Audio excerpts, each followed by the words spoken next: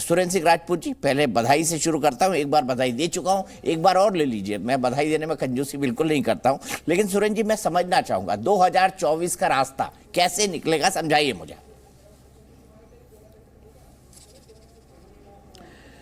आपकी बधाई सर आंखों पर दीपक भाई। आप तो वैसे भी लोकतंत्र के लिए हमेशा ही बधाई देते हैं और लोकतंत्र को बधाई देनी भी चाहिए, और यही लोकतंत्र है जिसकी वजह से हम और आप यहाँ पर बैठे हैं। एक वोट का अधिकार एक आदमी को कांग्रेस नहीं दिया, तो ये लोकतंत्र की बधाई आप भी स्वीकार करें। अब हम आपको 2-3 बातें बड़ी साफ साफ बता रहे हैं। पहली बात तो आज कर्नाटक का चुनाव जीता है, आज एक प्रदेश कल सारा देश, हमारी बहुत स्पष्ट वो है। अरे बीजेपी का नारा था पहले 5 प्रदेश कल सारा देश, लगाए 92-93 में है। जब बाबरी मस्जिद गिरी थी ना, बाबरी ढांचा, उसके बाद ये बीजेपी ने नारा लगाया था पहले 5 प्रदेश कल सारा देश, और ज्यादातर में हार गए थे। अब नहीं, आज वो ठीक है, वो अपनी जगह पर, उनके 5 थे, हमारा 1 की बात हम कर रहे हैं आज की डेट में। आप तो अब आप यहाँ पर आइए, जो जिस तरीके से आप लोकतंत्र के लिए इस वक्त इतनी जल्दी से इतने ज़्यादा चिंतित हैं, तो हम आपकी इस चिंता को सर आंखों पर रखते हैं और हम आपको 2-3 चीज़ें बड़ी साफ साफ बताते हैं। पहली बात तो ये है कि आज की डेट में ऐसी परिस्थितियां ना पहले कभी आई न कभी आएंगी जब लोकतंत्र खतरे में हो। आप कहेंगे कि साहब इमरजेंसी के समय आ गई थी, तो इमरजेंसी की गलती हमने भुगती थी, हम मानते हैं इमरजेंसी की हमने माफ़ी भी मांगी थी, लेकिन उसके बाद ऐसी कभी परिस्थितियां नहीं आई जब 5 जज सड़क पर आ जाएं, जब रात में 1:30 बजे सीबीआई को तख्ता पलट हो जाए, जब इलेक्शन कमीशन से पहले अमित मालवीय डेट घोषित कर दें, और जब बगैर किसी पूर्वा उसके आप नोटबंदी लागू कर दें अचानक से। तो ये सारी परिस्थितियां जो आई हैं आज की डेट में। हाँ, एक चीज और, ईडी सीबीआई और इनकम टैक्स का जब किसी के भी ऊपर छापा पड़े, और जिसके ऊपर छापा पड़े अगर वो भाजपा ज्वाइन कर ले या भाजपा की सरकार बनवा ले दीपक भाई, तो उस दिन के बाद उसका केस ठंडे बस्ते में, जैसे आपने एकनाथ शिंदे के सारे मिनिस्टर्स का और एमएलएस का देखा, सारे ईडी के केस ठंडे बस्ते में, 400 करोड़ से ज्यादा की प्रॉपर्टी उनकी जब्त है। खैर एनीवे, हम आपसे इतना जरूर बता रहे हैं कि इस लोकतंत्र के व्यापक खतरे को देखते हुए इस मायावी शासन का अंत होना आवश्यक है। तो जो जहां पर जो काम कर पाएगा, अगर कोई आदमी इनके माथे पर तीर मारेगा वो माथे पर तीर मार ले, कंधे पर तीर मारेगा कंधे पर तीर मार ले, और जो पैरों पे, भुजाओं पे, नाभि पर तीर मारेगा वहां तीर मार ले। तो हम हर शख्स के साथ खड़े हुए हैं। रही बात बंटवारे की, बांटने की, ये सब का अभी समय है, और इन सब में बातचीत से राजनीति में समाधान निकलते हैं। जैसे बिहार का हमारा फार्मूला है, जैसे महाविकास अघाड़ी का हमारा फार्मूला है, जैसे हमारा सक्सेसफुल फार्मूला झारखंड में चल रहा है। आपको जानकर के आश्चर्य होगा कि भारतीय जनता पार्टी तो हर जगह धोखे की राजनीति करती है। पिछले 4 साल धोखे से उन्होंने कर्नाटक में सरकार चलाई, धोखे से उन्होंने गोवा में सरकार बनवाई। आप इस चीज को देखिए, धोखे से महाविकास अघाड़ी, अब सुप्रीम कोर्ट ने जो ऑब्जर्वेशन दिए वो भी आपके सामने है कि अगर उद्धव ठाकरे साहब ने इस्तीफा न दिया होता तो वो कल रिस्टेट हो जाते, ऐसा ऑब्जर्वेशन आया। तो सच बात है कि भारतीय जनता पार्टी ने जो लोकतंत्र को कुचला है, सभी लोग हैरान परेशान हैं। तो सब लोग अपने अपने निश्चित रूप से अपने मतों को और अपने पूर्वाग्रहों को किनारे रख करके बात करेंगे और इस मायावी शासन का अंत करेंगे। जैसे आप बात कर रहे हैं बीएसपी सपा की, निश्चित तौर पर दूरियां हैं, इसमें कहीं कोई दो राय नहीं, लेकिन लोकतंत्र की रक्षा के लिए सब लोग आएंगे, ऐसा हमारा विश्वास है। और रही बात बातचीत की, बंटवारे की, आप जैसे कह रहे हैं कि साहब टीआरएस यहां पर, बीआरएस जो है और वहां पर बाकी सब है, बातचीत से सब चीजों का हल निकलता है दीपक भाई, बातचीत से हल निकलेगा। आप जितनी भी पानी में लाठी मार लें, लेकिन लोकतंत्र के आसन्न खतरे को देखते हुए सब दल चौकन्ने हैं, सब दल चतुर हैं, और सभी दलों में प्रधानमंत्री पद के दावेदार हैं।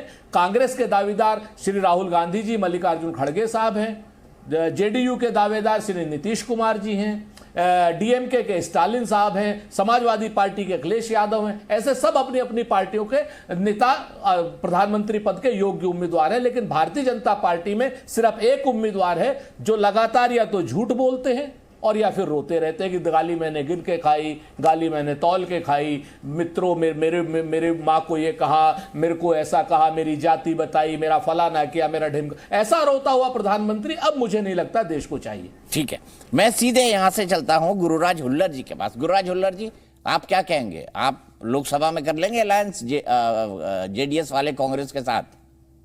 क्योंकि देखिए रामनगरम से निखिल कुमार स्वामी भी हार गए।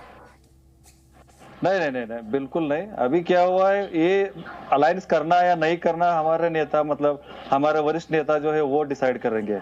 अभी हम तो है एक वक्तार के हिसाब से हम बात कर रहे हैं और उसके बारे में अभी डिस्कशन भी नहीं हुआ। और फिर से हम हमारा पक्ष को हम फिर से संगठित करके 2024 में हम फिर से ये संसद चुनाव में हम आगे आके अपना जो मुद्दे हैं लोकल भी होगा और उसको लेके सेंट्रल में, मतलब नेशनल लेवल का जो मुद्दे रहते हैं वो सब लेके आके सामने मतदाता के आगे आके हम लोग मत मांगेंगे। लेकिन अभी जो आप बोल रहे हैं ना, और सॉरी सर मैं डिस्टर्ब कर रहा हूँ थोड़ा, हमारे कांग्रेस वाले को मैं थोड़ा शुभकामना देना चाहता हूँ क्योंकि उनका सरकार बनने वाली है, क्या बन चुकी है।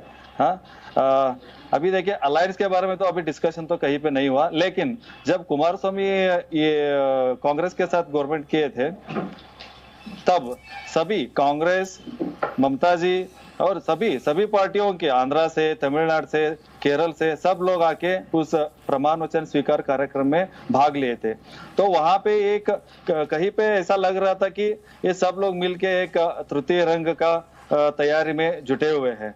लेकिन बीच में अभी 3 साल पूरा उसका इधर किधर भी डिस्कशन नहीं हुआ, ना मीटिंग हुआ, कुछ नहीं हुआ। और फिर से अभी देखिए ममता जी कुछ कह रहे थे, मोदी हटाओ देश बचाओ, उनका नारा अभी स्टार्ट हो गया और कहां जाके ये अटकेगा। और अभी बोल रही थी यादव साहब है प्रधानमंत्री के लिए, ममता जी है, सब लोग हैं, सबके पार्टी के सबके लीडर प्रधानमंत्री बनने के लिए, सीएम बनने के लिए लायक है ही। जो लायक नहीं है ऐसा कोई नहीं बोल सकता। सभी एक पार्टी में एक पोस्ट के लिए एक लायक है। हाँ, और रही बात अलायंस की, ये तो हमारे वरिष्ठ नेता डिसाइड करेंगे। हमारे राष्ट्रीय अध्यक्ष भी है और स्टेट प्रेसिडेंट सीएम इब्राहिम है, कुमार स्वामी है, बहुत सारे लोग हैं ऐसे, हमारे जेडीएस के वक्तार सेक्रेटरीज है, वो सब डिसाइड करके बाद में उसका डिसीजन लेंगे। लेकिन पहला हमारा कर्तव्य है कि हमारा पक्ष को फिर से संगठित करना है बस। ठीक है, प्रेम शुक्ला जी हमारे साथ जुड़ गए हैं, भारतीय जनता पार्टी के राष्ट्रीय प्रवक्ता। देखिए मैंने ब्लू पहना हुआ है, प्रेम शुक्ला जी ने भी ब्लू पहना हुआ है और सुरेंद्र भाई ने भी ब्लू पहना हुआ है, तो नीले रंग की भरमार है सुरेंद्र भाई।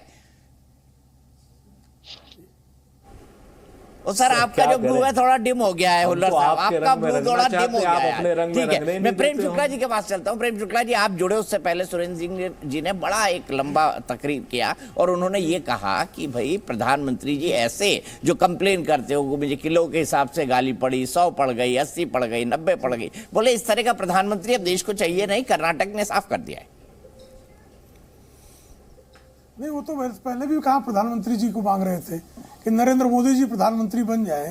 ये सुरेंद्र राजपूत की कभी मनोकामना नहीं थी मेरे हिसाब से, तो उनका ये कहना जो है वो स्वाभाविक है।